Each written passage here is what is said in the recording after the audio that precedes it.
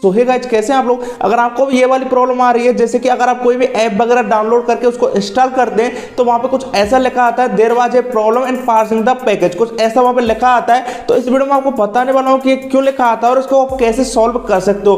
Full detail से आपको बताने वाला हूं और इस वीडियो को देखने के बाद आपको ये प्रॉब्लम कभी नहीं आएगी। तो इसको कैसे ठीक करना है, चलिए बिना देर के वीडियो को देख लेते हैं। उससे पहले अगर आपने चैनल को सब्सक्राइब नहीं किया, चैनल को लीजिए सब्सक्राइब, वीडियो को लीजिए लाइक। सबसे पहले आपको करना क्या है कि आपके मोबाइल की जो सेटिंग्स है उनमें आपको चले जाना है।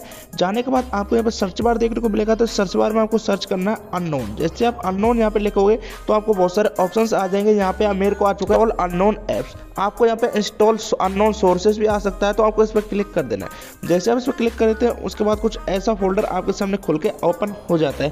उसके बाद अब आपको करना क्या है कि थोड़ा आपको नीचे आना है। नीचे आने के बाद आपको ऑप्शन देखने को मिलेगा इंस्टॉल अननोन ऐप्स, तो इस पर क्लिक करके आपको इसको अलाउ कर देना है। अगर ये आपके मोबाइल में इनेबल नहीं है यानी ऑफ है तो इसको आपको ऑन कर देना है। अलाउ कैसे करना है, जैसे कि आपने कोई ऐप क्रोम से डाउनलोड किया है तो क्रोम पे क्लिक करके इसको अलाउ आपको यहाँ से कर देना है। तो आपको इसको अलाउ कर देना है, ये आपको सबसे इंपॉर्टेंट सेटिंग है जिसको कि आपको करना ही होगा। जैसे आप ये कर देते हैं उसके बाद अब आपको करना क्या है कि आपको प्ले स्टोर पे आपको टिक करके रखना है, मैंने क्लिक करके रखना है। उसके बाद इस पर क्लिक करना है ऐप इन्फो पे और यहाँ से आपको क्लियर डेटा पे क्लिक करके क्लियर कैचे कर देना है। आपको क्लियर डेटा बिल्कुल नहीं करना है, आपको क्लियर कैचे कर देना है। जैसे आप ये कर देते हैं उसके बाद आपको होम स्क्रीन पे आना है और आपको ये देखना है कि आपने प्ले स्टोर से कोई भी एंटीवायरस वगैरह तो यहाँ से डाउनलोड नहीं कर रखा। अगर आपने कोई एंटीवायरस वगैरह भी डाउनलोड कर रखा है तो उसको आपको अनइंस्टॉल करना है, तब आपकी प्रॉब्लम ठीक हो सकती है। तो आपको इस चीज़ का बिल्कुल ध्यान रखना है।